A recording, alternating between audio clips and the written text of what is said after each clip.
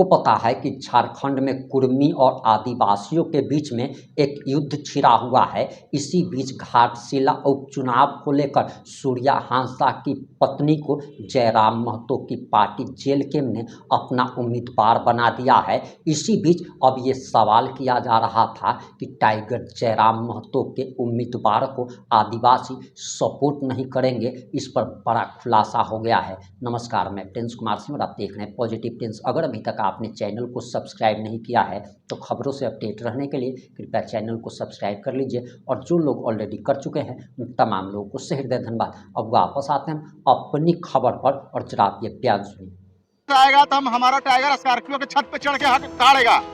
और आप जानते हैं ये नया ट्रेंड पूरे हिंदुस्तान में देखने को मिला है कि टाइगर की दहाड़ जब स्कॉर्पियो की छत पर से होगी तो उन लोगों का हेलीकॉप्टर का पंखा चिथड़ा उड़ जाएगा। नहीं, वहाँ पे बड़े बड़े स्टार प्रचारक दिल्ली से आएंगे, कल्पना सोरेन जाएंगे, हेमंत सोरेन जाएंगे, उसके सामने तो टाइगर बोलना पड़ेगा। अरे भैया एक बात बताइए, अरे भैया एनडीए और इंडिया गठबंधन को बोल दीजिए कि बिना पैसा का भीड़ लगा के 5,000 आदमी दिखा दे।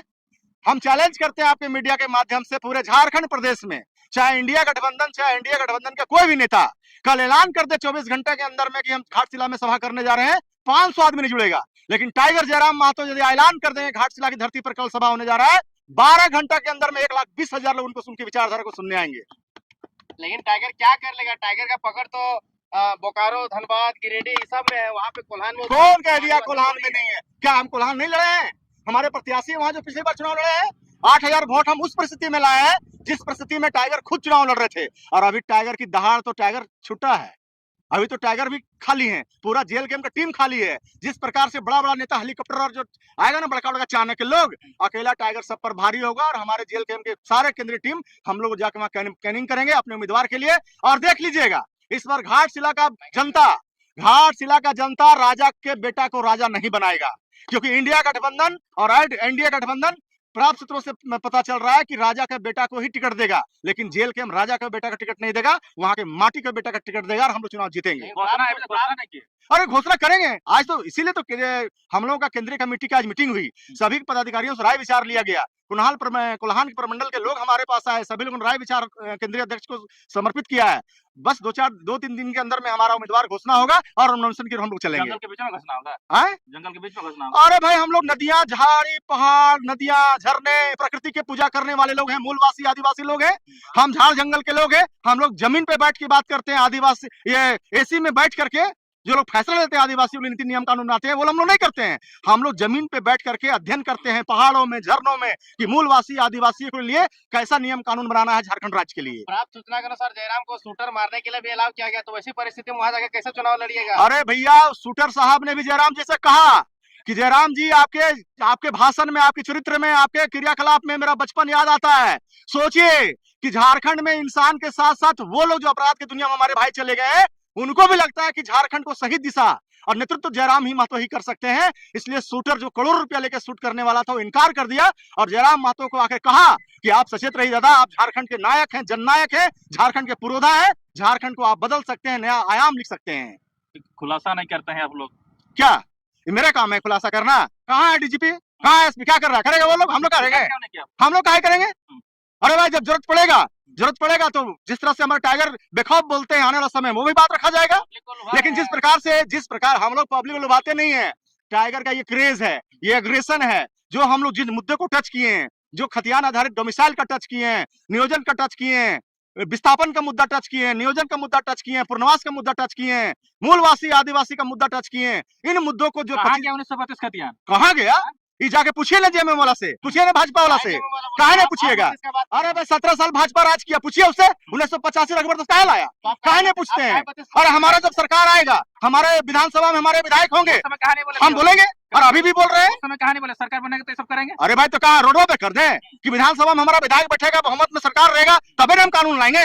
आप भी कैसा सवाल पूछते हैं महाराज? कहाँ चलने दे रहे हैं? हम तो सड़क से लेकर के हमारा एक टाइगर विधायक जयराम महतो विधानसभा में जाकर दहाड़ते हैं, लेकिन सरकार सुनता नहीं है कि हमारा एक विधायक है। लेकिन राज्य की जो करोड़ों जनता है वो जयराम महतो की विचारों से सहमत है। और आने वाला घाटशिला के चुनाव में आप देखिएगा जिस प्रकार से जयराम जी का वहां सभा होगा और हजारों लोग उमड़ेंगे उनके विचारों को सुनने के लिए, और घाटशिला हम लोग बदल देंगे इस बार।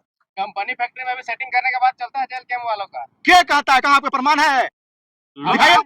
अरे आरोप लगाना तो विपक्ष का काम है, वो आरोप नहीं निकले लगाएगा तो हम निखरेंगे कैसे? उसका काम है आरोप लगाना। यदि कोई वीडियो हमारा कोई नेता पैसा लेता है, चंदा है, वीडियो है, दिखाइए दिखाइए। आप पत्रकार के आदमी, हवा में आप लोग मत बोलिए, हवा पानी में तूफान मत चलाइए।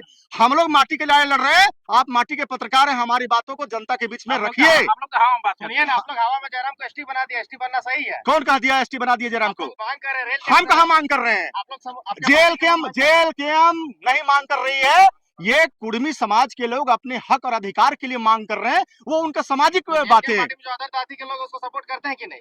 कौन? एसटी मांग को सपोर्ट करते हैं कि नहीं? आप यादव हैं, आप सपोर्ट करते हैं एसटी मांग को? हिंदुस्तान के साथ साथ पूरे राज्य में किसी भी समाज को अपने हक और अधिकार के लिए लड़ना, डेमोक्रेटिक तरीके से आंदोलन करना उनका अधिकार है। और जहां जो भी समाज अपने हक अधिकार की लड़ाई लड़ेगा, जेल कैंप के टाइगर जयराम मातो, हम लोग वहां उनकी लड़ाई में रक्षा करने के लिए शामिल रहेंगे। जो लोग विरोध कर रहे हैं उसको क्या कहिए? अरे विरोध कर रहा है क्या? संसद भवन है, वो राज्यसभा है, राष्ट्रपति का मुहर उनके पास।